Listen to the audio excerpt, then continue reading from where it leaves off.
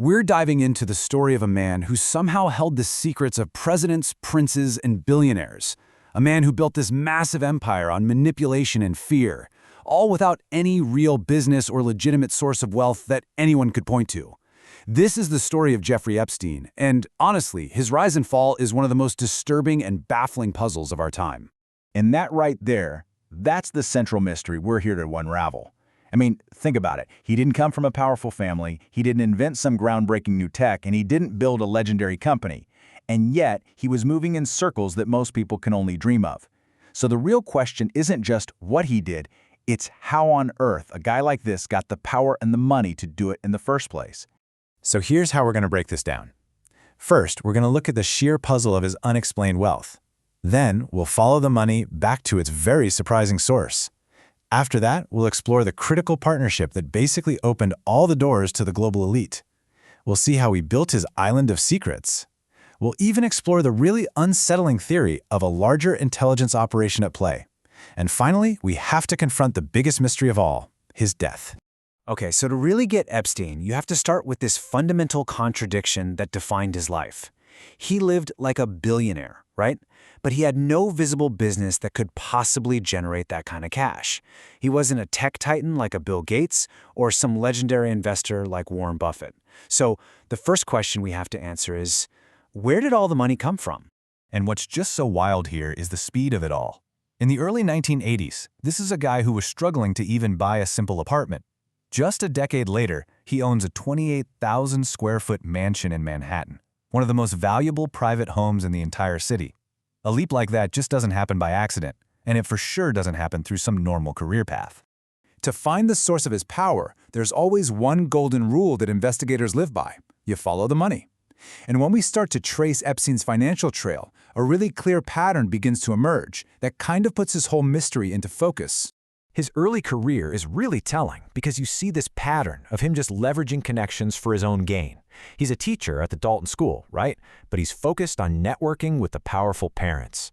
That gets him a job at Bear Stearns, where, with no college degree, he makes partner in just 4 years. After he leaves, he supposedly masters the art of hiding money for the super rich. He even helps orchestrate this massive Ponzi scheme.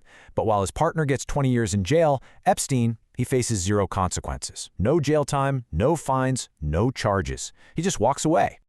So by the end of his life, his documented fortune was over $600 million. And that's just the stuff we know about. So how does a man with that kind of track record end up with this kind of wealth? Well, the answer seems to lie in a single, incredibly bizarre relationship that became the foundation for his entire empire.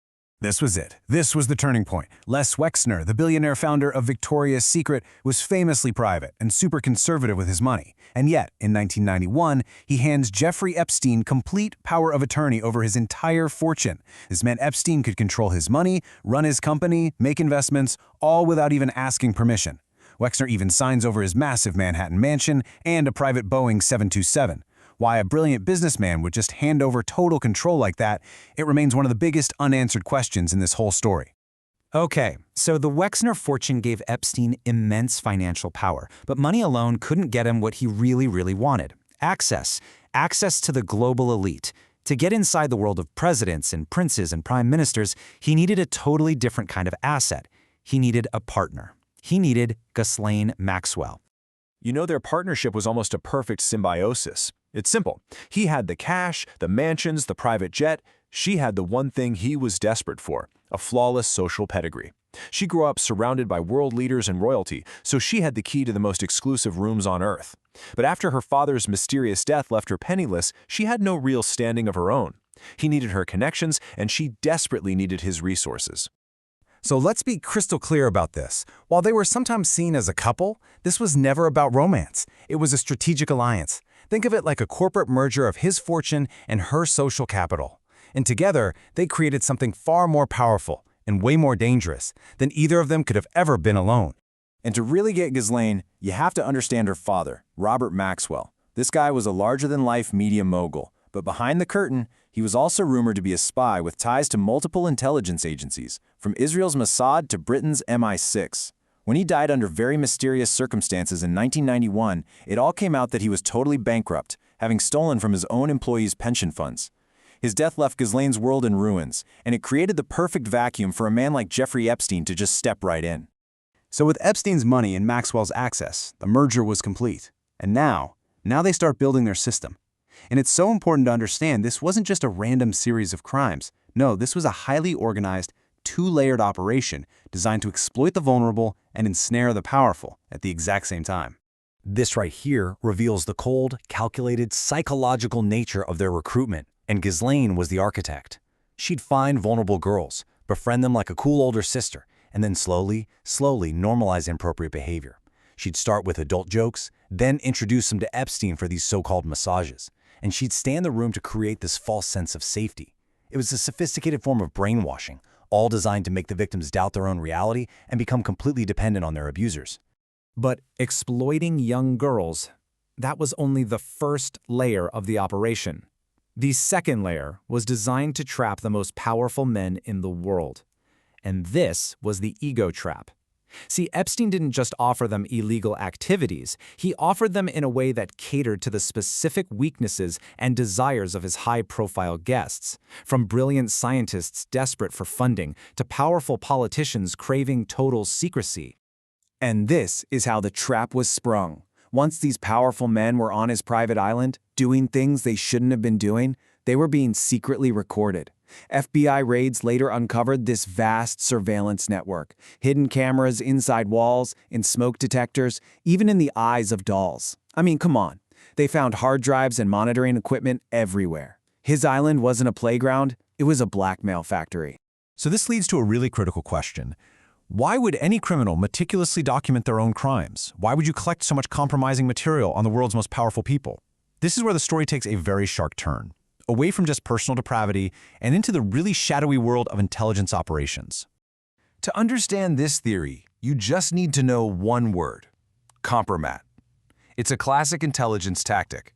An agency gathers compromising material, photos, videos, any dirty secret they can find, on a target. But they don't release it. They hold on to it, and they use it as leverage to blackmail and control them.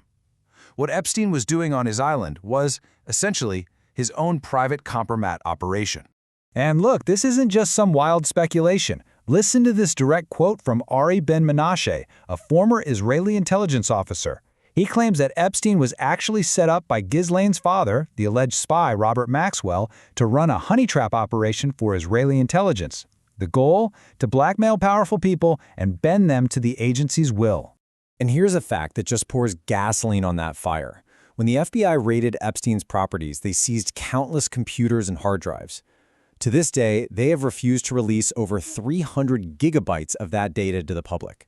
It just begs the question, what could possibly be in those files that is so sensitive it has to remain a state secret? Which brings us to the final chapter, and maybe the most disturbing mystery of them all: Epstein's death.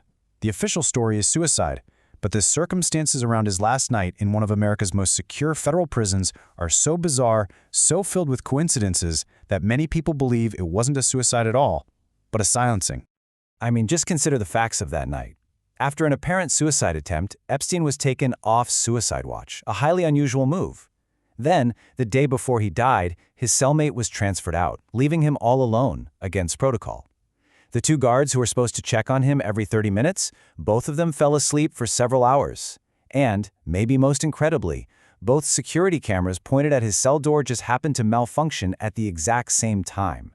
But perhaps the most compelling physical evidence comes from the autopsy itself. Dr. Michael Baden, one of the world's most respected forensic pathologists, he observed the body and noted that Epstein had a broken hyoid bone in his neck. Now, Dr. Baden has said that this specific injury is extremely rare in hangings, but it's very common in cases of manual strangulation. That single forensic detail directly contradicts the official story.